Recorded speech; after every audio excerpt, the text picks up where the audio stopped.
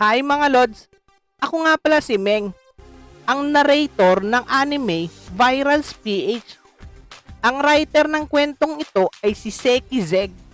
Shoutout nga pala sa iyo, idol. Ang pamagat ng kwentong ito ay The Genius Basketball Man. At sana magustuhan nyo ito mga lods. Huwag nyo na din kalimutan i-like at comment ang video na ito. Malaking bagay na ito para sa akin at sa channel mga lods. At kung bago ka sa aking channel, mag-subscribe ka, comment, like and share para updated ka sa susunod na uploads. Ano pang hinihintay natin mga lods? Pasok, intro. I got my pros and wherever we're going, you know we own it. All I fucking know is I got my pros and wherever we're going, I put my pros before.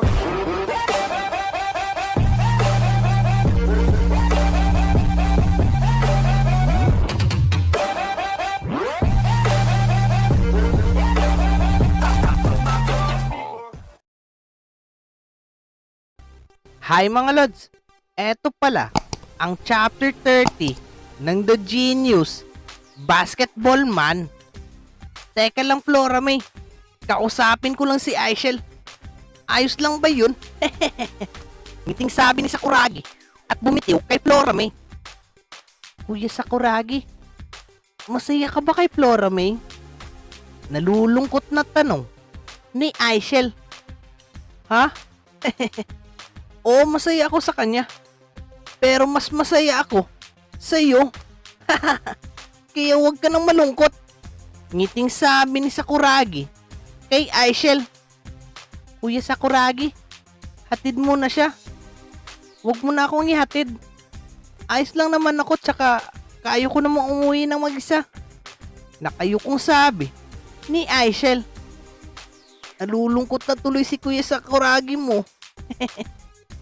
Pwede naman kitang pabayaan umalis mag-isa. Aishel, nagsiselos ka ba kay Flora May? Tanong naman ni Sakuragi. Ayaw ni Aishel sabihin kay Sakuragi na nagsiselos siya kay Flora May. Hindi ako nagsiselos, Kuya Sakuragi. Ayos lang talaga ako. Pakiusap, ihatid mo muna siya. Nahihiyang sabi ni Aishel. Sige, pero mag-text ka sa akin kapag nakarating ka na sa kuya mo ha.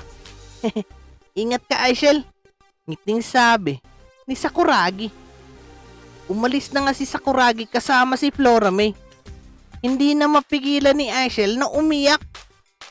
Tinitignan lang siya ni Sakuragi habang naglalakad palayo sa kanya. Sana Kuya Sakuragi ako ang pinili mo at hindi siya. Gusto kong sabihin sa'yo nagselos ako.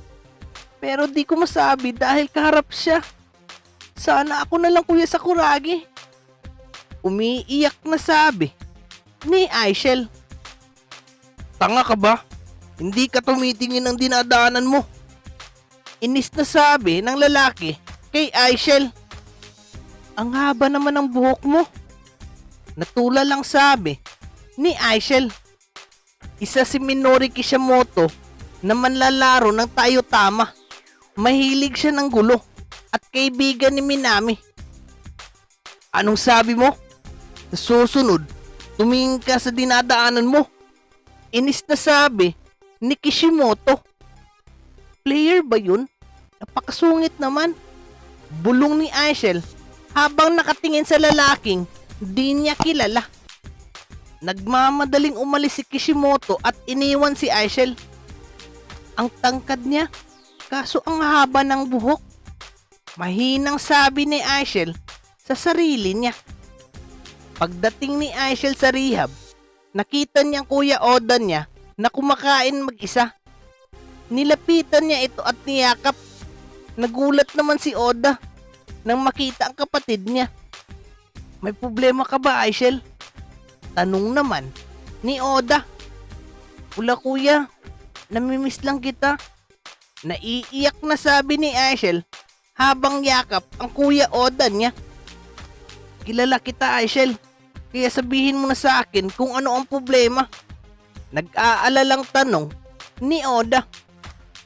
Kuya, si Sakuragi, umiiyak na sabi ni Aishel. Anong ginawa ni Sakuragi sa'yo? Sinasabi ko na nga ba eh, kaya ayokong lalapit ka doon. Sabi naman ni Oda. Kuya, patapusin mo muna ako please. Wala siyang ginawa sa akin. Napakabait ni Kuya Sakuragi sa akin. Kaya nga ako, nagkakaganito. Kasi ano kuya, mahal ko siya.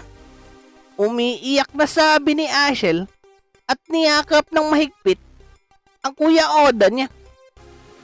Ano? Mahal mo na? Aishel, nag-aaral ka pa lang. Tigilan mo yung love-love. Inis na sabi ni Oda sa kanyang kapatid. Bakit ikaw kuya? Nung nag-aaral ka, may girlfriend ka na din. Isa pa, di naman ako sigurado kung gusto ba ako ni Kuya Sakuragi eh. Nalulungkot na sabi ni Aishel. Paano mo nasabing di ka gusto nun? Wala naman atang babae nagkakagusto dun maliban sa iyo eh. Kaya nga nagtataka ako. Ano ang nagugustuhan mo dun sa kanya? Naiinis na sabi ni Oda. Kuya, hindi lang ako may gusto sa kanya. Hindi ba kilala mo si Haruko? Yung pinsan ni Haruko na si Flora may gusto kay Sakuragi. Paliwanag naman ni Aishel. Bumaliktad na ba ang mundo? Ano kaya nakita niyong dalawa dyan kay Sakuragi? Kung tutuusin, walang may pagmamalaki si Sakuragi. Ubod pa yan ng yabang. Akala mo, magaling. Sabi naman ni Oda. Kuya naman, ang sakit mo naman magsalita sa kanya. Mayabang nga siya pero mabait naman si Kuya Sakuragi. Kaya nga nagustuhan ko siya eh. Kaso, di ko alam kung gusto niya rin ba ako. Nalulungkot na sabi ni Aishel. Hayaan mo, ako ang kakausap kay Sakuragi. Seryosong sabi ni Oda. Ayaw ni Oda na umiiyak si Aishel, lalo na kung dahilan ay lalaki.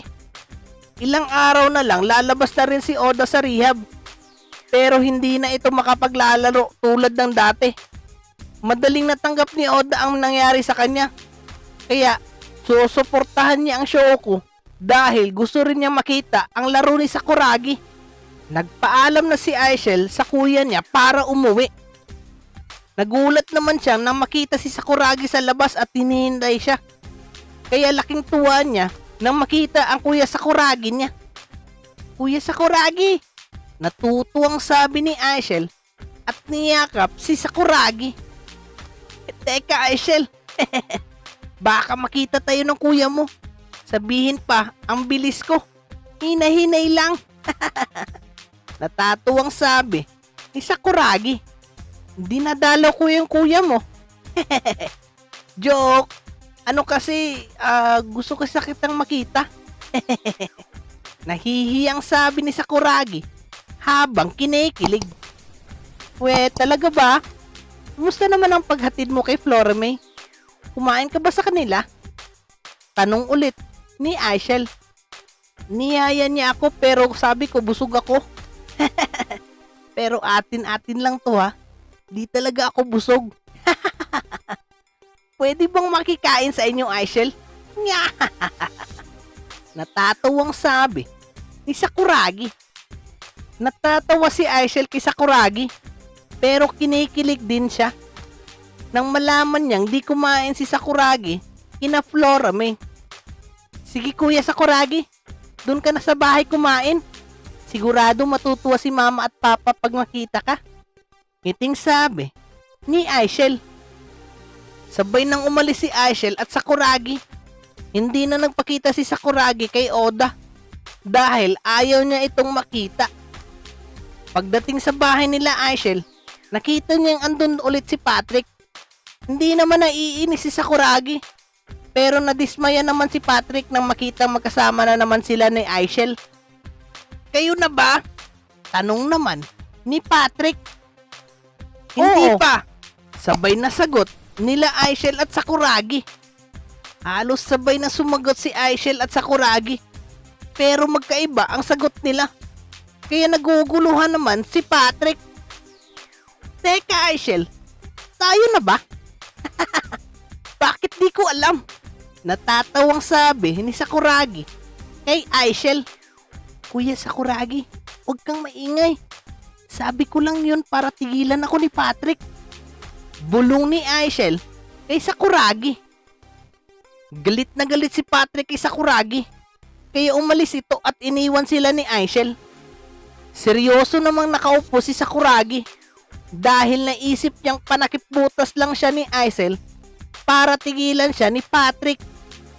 Kuya Sakuragi, ayos ka lang ba? Tanong naman ni Aishel. Ayos lang, Aishel. Hindi na pala ako kakain. May pupuntahan pala kami ni Mito ngayon. Pagdadahilan ni Sakuragi. Lumabas na si Sakuragi at hindi na nagpahatid kay Aishel. Umiiyak na naglalakad si Sakuragi habang iniisip ang sinabi ni Aishel. Magtatapat na sana ako ng nararamdaman ko para sa iyo, Aishel. Kaso, hindi pala ako ang gusto mo. Umiiyak na sigaw ni Sakuragi. At dito nagtatapos ang chapter 30 ng The Genius Basketball Man. Magsha-shoutout muna tayo mga lods. Shoutout Gerson Ray Punay. Shoutout Chard Ibanita. Shoutout Remy Buena Obra. Shoutout Hymen Sarip. Shoutout Surim Ansawi. Shoutout Cute Lang Ayo Suya.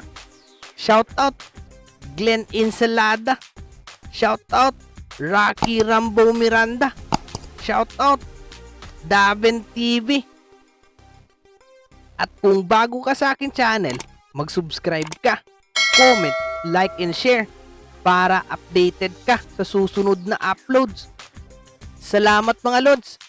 Peace out. Bye.